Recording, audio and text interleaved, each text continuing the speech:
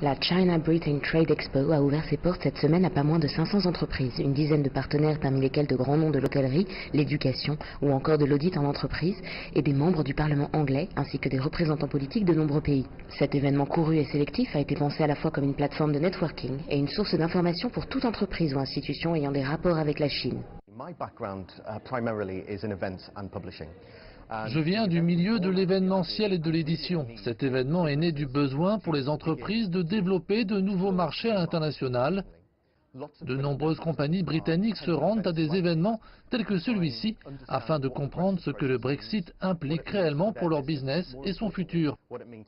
Le marché chinois est le plus important marché à l'international et regarde de près le tourisme étranger au Royaume-Uni et le nombre grandissant de touristes chinois. Les entreprises britanniques ne comprennent cependant pas encore comment approcher le public chinois et je pense que ce sera l'enjeu principal de la journée.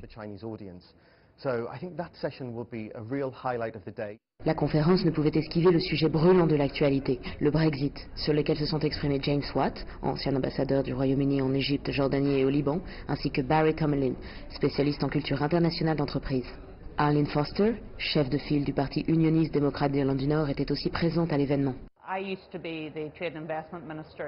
J'ai été la représentante au commerce de l'Irlande du Nord.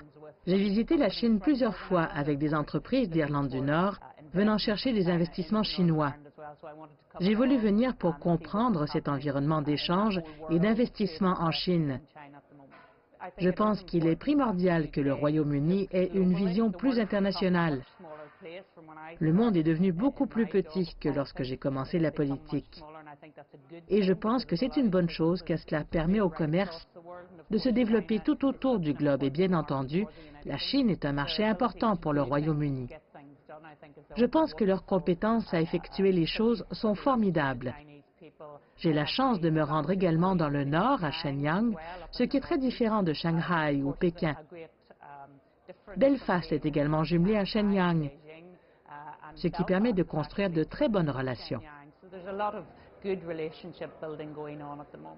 Mais le Brexit était loin d'être le seul sujet abordé lors de l'événement. Bo Ji, représentant en chef de l'école de commerce de la province de Chenkang, s'est concentré sur le management cross-culturel et comment transformer les challenges en avantages. Je crois en la beauté des différences culturelles. Confucius a lui-même dit que la diversité apportait l'humanité. C'est la croyance chinoise et c'est pourquoi dans notre culture nous acceptons les différences au lieu de les rejeter.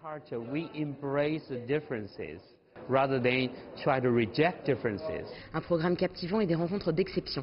Telle était la promesse de la China-Britain Trade Expo de 2019. Au vu de l'affluence et de l'engagement des participants, le pari a été réussi pour la 4e année consécutive. Et nul doute que les conférences ont inspiré bon nombre d'entreprises britanniques et internationales. Les organisateurs de l'événement auraient-ils trouvé la bonne recette pour démarrer l'année 2019 sous le signe de la Chine?